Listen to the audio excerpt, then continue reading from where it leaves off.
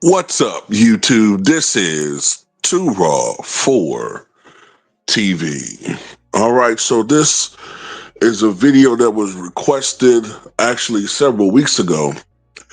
But due to the nature of what the subscriber requested, it was going to take me a little bit of research because I had to expand what was my top 40 all-time list as far as players, top 40, my all-time top 40 players, but also their weaknesses or what I thought were, some weaknesses as far as their play, as far as their games was concerned. So you may remember I did a top 10 and their weaknesses, and I did 11 to 20, I think 21 to 30, 31 to 40. So he requested me to do my top 41 to 50 and their respective weaknesses. All right. So I had to think about it. And I don't know whether you're going to agree with the order or agree with the players. But this is the list I'm pretty comfortable with as far as my number 41 to 50 on my all-time list. So essentially I now have my top 50. Okay. At least for right now.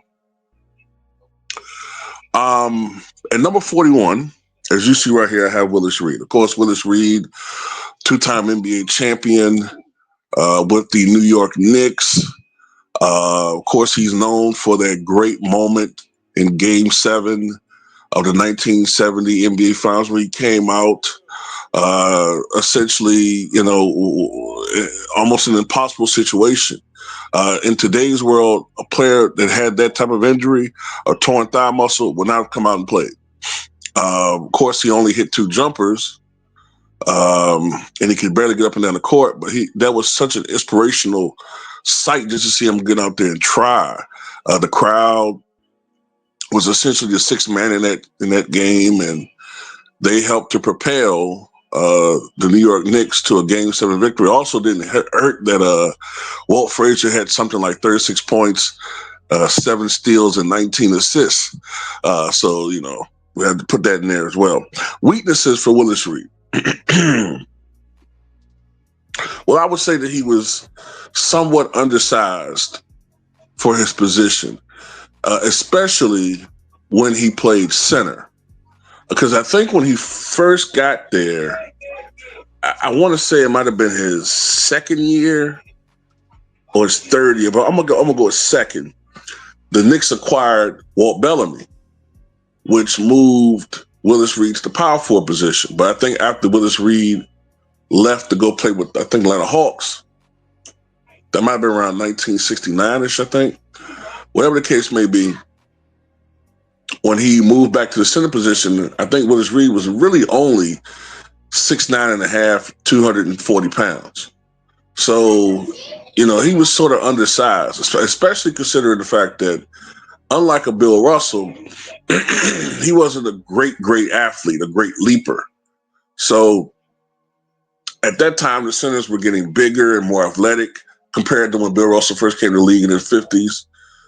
So that was one aspect of, I would say, that kind of hurt him, but he couldn't change that.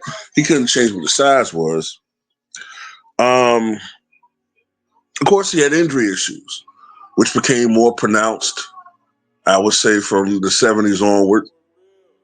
Remember, he was league MVP 1969-70, I believe. And he was not a great passer. Even in the era that he played in, I would say he was a subpar passer. So that's how I feel about Willis Reed at number 41. At number 42, I have the Iceman, George Gervin. All right. Now, he, of course, is one of the greatest scorers the game has ever seen. 4 NBA scoring titles. He was a high scorer also in the ABA. The man was a walking bucket. He was also not just a great scorer, but he was highly efficient as well, shooting over 50% from the floor for his career. Weaknesses for George Gervin. Even though he had a high amount of blocked shots for his career, he was not a great overall one-on-one defender. That was never a strong suit in his game. And another thing I noticed about George Gervin is sometimes he could be shut out of games by elite defenses. Um, there are many playoff series where George Gervin underperformed against marquee teams, and as great as he was as a per game scorer, he's one of these guys that often thrived against inferior defenses. And don't get me wrong, he was a great scorer, but because he was a type of dude who kind of had the Kevin Durant disease where he wasn't going to force it, you know what I'm saying? He wasn't going to force the issue, unlike a Rick Barry, unlike an Allen Iverson, unlike a Kobe Bryant, unlike a Michael Jordan. Well, sometimes it might lead to a bad shooting night, but sometimes it can lead to tremendous performances. Gervin sometimes was not going to he wasn't going to force it often. So that would lead sometimes to George Gervin maybe only taking 11 shots and scoring, 13 points against a superior team or something like that. All right. So anyway, number 43, I have the glove, Gary Payton. All right. Of course, Gary Payton, you can still argue maybe he's the greatest Sonic/Thunder of all time. If you're talking about the Sonics and Thunder side of it, I would say his greatest year was 95-96.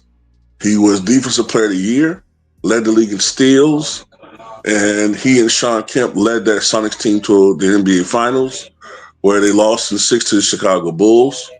And I think anybody would agree that Sonics team did the best job against Michael Jordan in by far in any of those finals. It's the only finals where he averaged under 30 points per game. And he only shot, if I remember serves me correctly, about 42% from the floor. Weaknesses for Gary Payton. Shooting, in particular, mid-range and outside. He was not a good three-point shooter, although he could sometimes get into a little rhythm and knock a few down. He was not a great mid-range shooter. Not saying he couldn't knock them down. He could. Another situation where he can get into a rhythm. And he improved on his offensive game because when he first came to the NBA, he was really known just for his defense. He worked to become a good offensive player. But yeah, he wasn't the best mid-range shooter, and he was a mediocre three-point shooter for his era. What other weakness would I say? He wasn't the most athletic guy. He kind of lacked hops to a certain degree. But, he couldn't really change that too much. And even though he averaged a lot of assists in his prime, I think 7 to 8 assists a night, I still would say he wasn't the facilitator, the pinpoint facilitator that, some of these other guys are, or were, I should say. You know what I'm saying? I would still say there was a difference between, say, Gary Payton and, Jason Kidd or Magic Johnson. There was a difference between those two. All right? So that's how I feel about this one right here. All right, so at number 44, I got Russell Westbrook.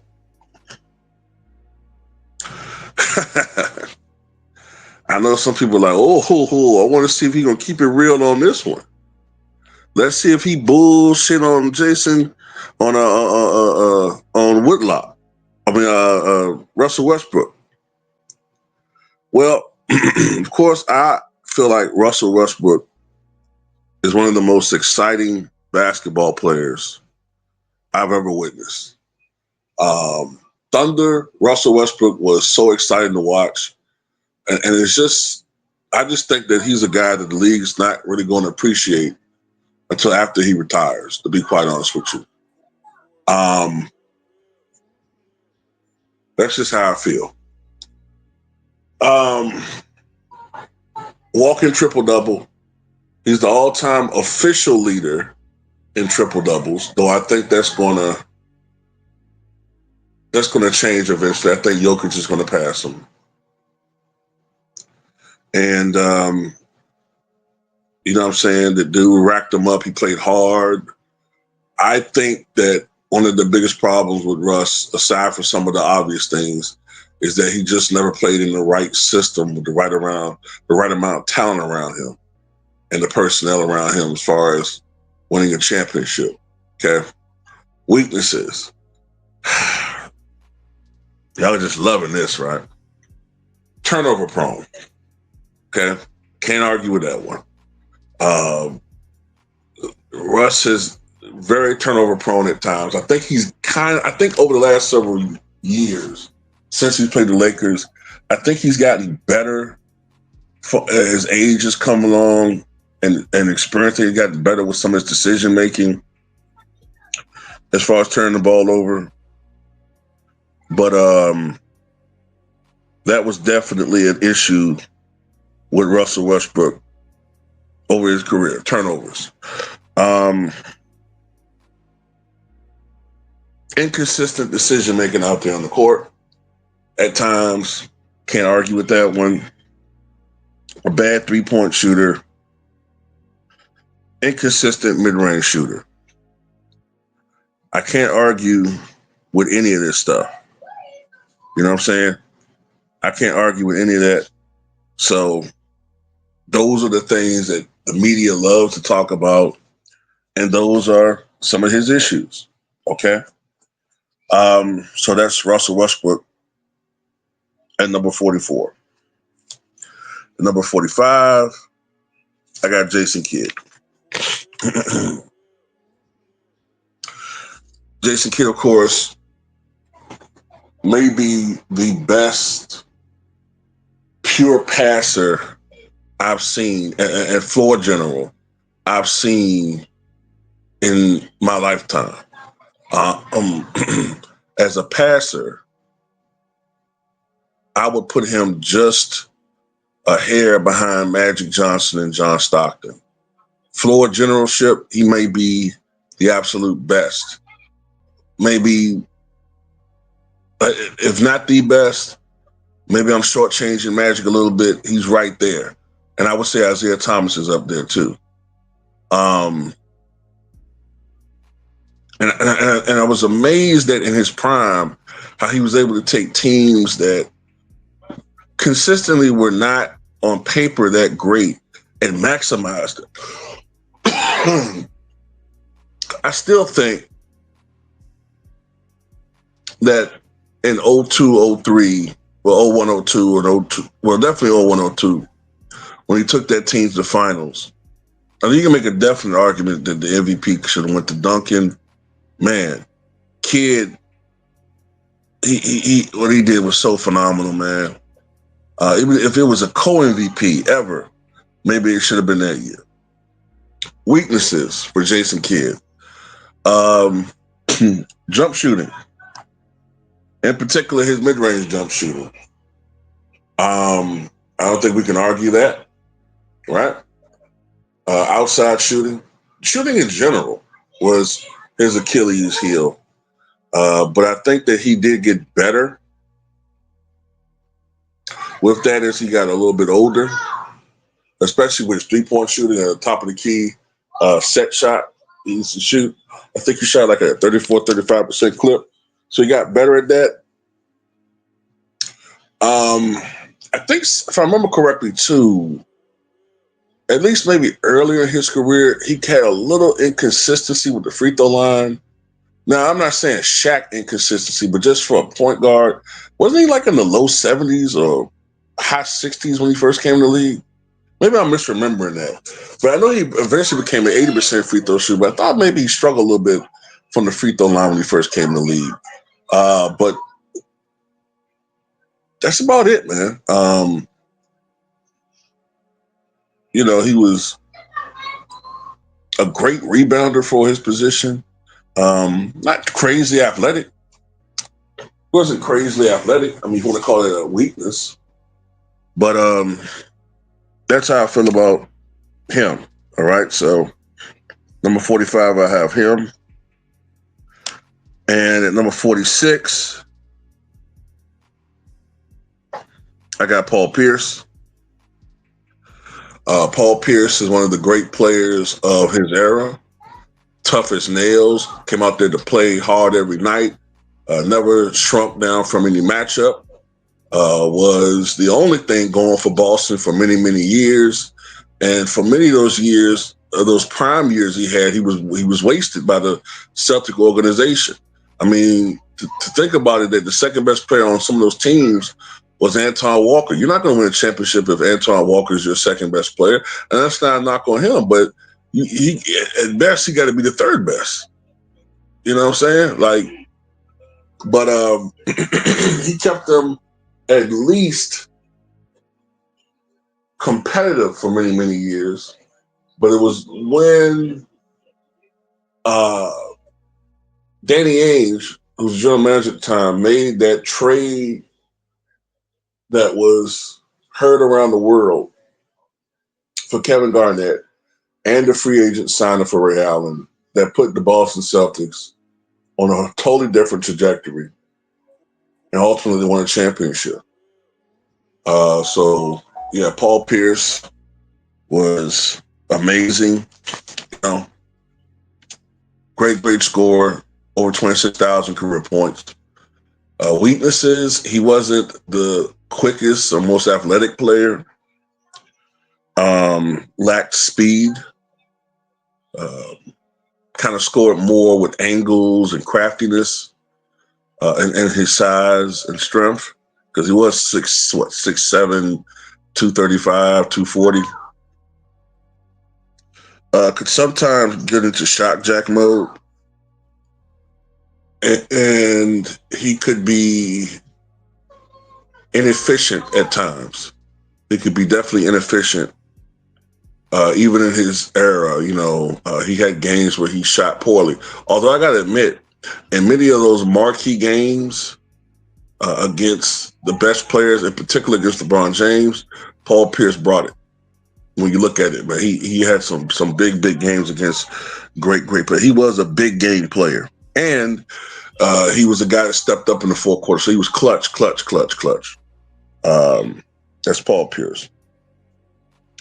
Number 47, I have Pistol Pete Maravich. Okay.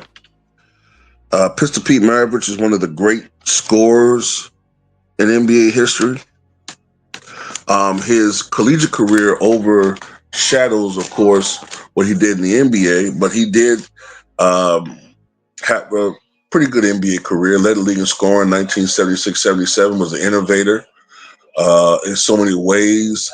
He helped to usher in the era of bigger guards, the era of guards with combination skills, as far as not just being great scorers, but also being great passers as well.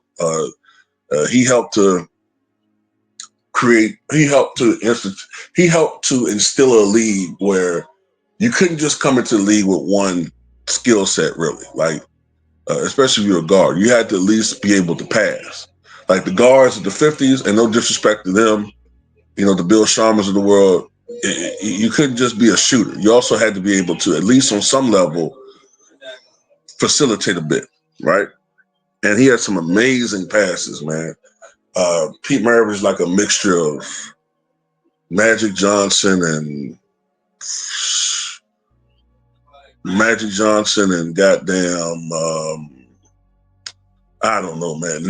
Nate Archibald or something. Weaknesses, turnover prone. There were probably some years, especially earlier on before they started counting him, when he was averaging close to 5 turnovers a night.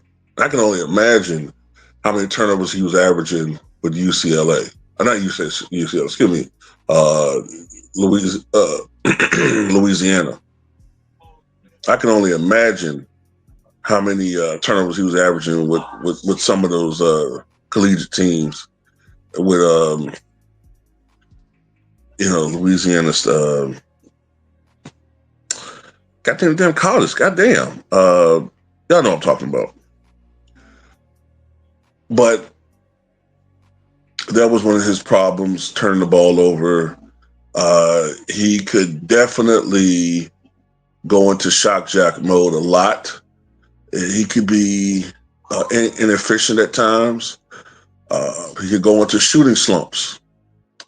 And also, of course, he had injury problems.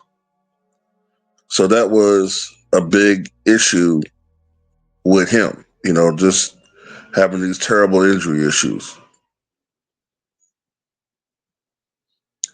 So that's Pete Maravich as far as his weaknesses is concerned. At number 48, I have Chris Paul. Right? Now, Chris Paul, of course, is the point god, as they like to call him. And he's been one of the top players in his position, still playing now. I think he's in his 20th NBA season, which is a record, I think, for a point guard. And, I guess he's trying to hope the Clippers can do something, work some type of miracle. We'll see. This guy's had multiple years leading the league in assists, leading the league in steals, a record 6 times. And he holds a lot of records as far as guards are concerned. And he's definitely going to be a first ballot Hall of Famer. Probably best known for the Lob City era of the mid-2000 teens. Now he's approaching 40 years of age. I think he is 40 years of age, or almost 40. Weaknesses for Chris Paul: injury prone, increasingly so as he's gotten older.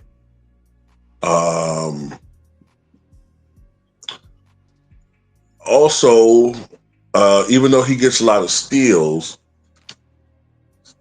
not noted as a great one-on-one lockdown. He's not a lockdown defender, even though he did get steals. A lot of steals, especially early on in his career or in his prime. Was more of a passing lanes type guy. But he was not, and never was, nor ever, and that kind of was a false, in my opinion at least. I always thought that Chris Paul's defense was a little bit overrated. But, a lot of people tend to equate getting a lot of steals with being a great defender. And that's not always the case. Steph Curry has led the league in steals. James Harden has led the league in steals. Magic Johnson led the league in steals a couple times. Neither of them are known as lockdown defenders. You know what I'm saying? Not saying Chris Paul was horrible, but he wasn't a lockdown defender. Also, I would say that Chris Paul has a tendency to choke in big game situations. Choke and fade in big game situations. All right. So those are the weaknesses I would say that I've noticed with him.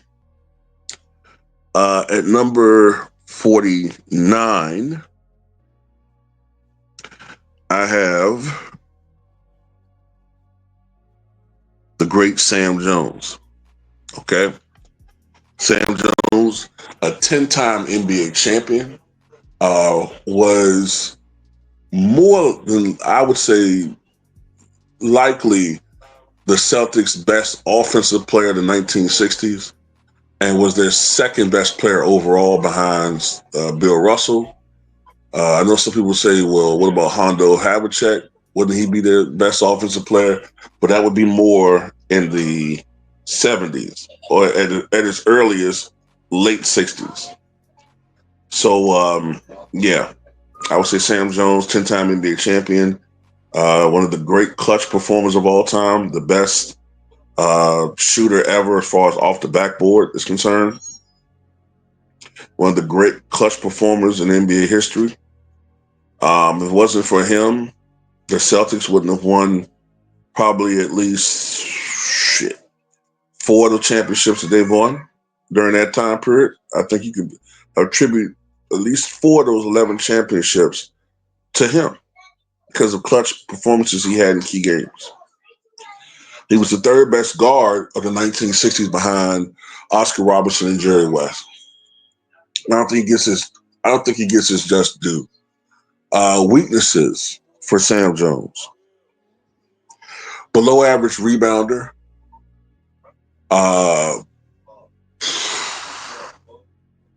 not a great facilitator, even for the guard position, but that wasn't really needed of him.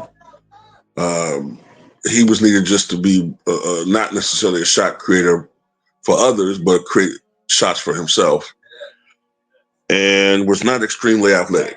And that's pretty much all I got for Sam Jones. So I don't want to denigrate the great Sam Jones. And at number 50, I got this guy, James Harden. James Harden.